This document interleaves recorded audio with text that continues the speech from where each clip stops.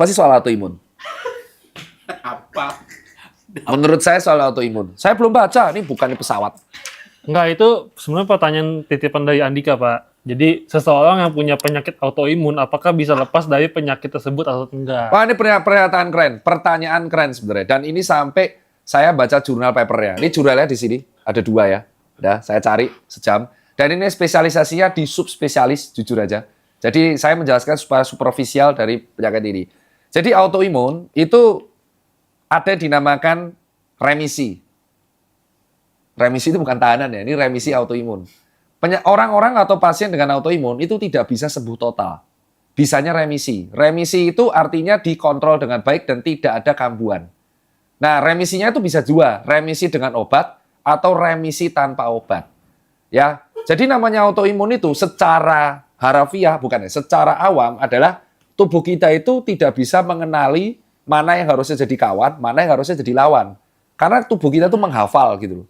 Ya akhirnya karena tubuh kita nggak bisa mengalami hal itu, mengenali, akhirnya dia justru mengira tubuh manusia ini jadi lawan dan kawan.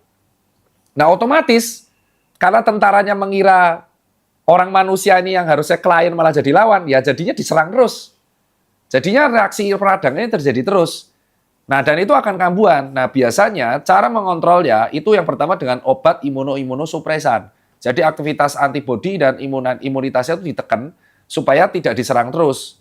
Sambil ternyata dari paper ada 4 kegiatan yang harus dilakuin oleh penderita autoimun supaya dia bisa terkontrol. Yang pertama adalah mengontrol hormon kortisol dengan cara stress management. Itu yang ngomong paper, coy.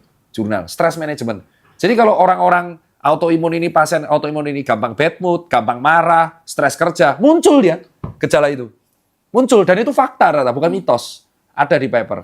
Kedua, adalah olahraga yang rutin. Karena olahraga yang rutin itu membantu mengontrol hormon kortisol dan membatasi aktivitas peradangan. Fakta.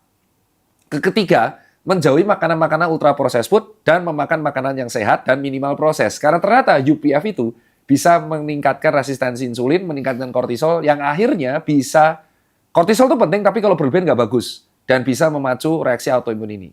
Dan yang keempat, apa yang paling penting, terkait pertanyaan pertama, tidur teratur. Karena ternyata tidur teratur itu mengatur sistem metabolisme biologis tubuh, terutama hormon, supaya stabil.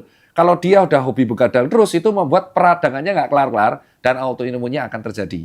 Nah bayangin, kamu pasien autoimun, kamu shift lembur, dimarahi bos, sedentary lifestyle. Ya udah jelas gak akan sembuh-sembuh, even itu pakai obat.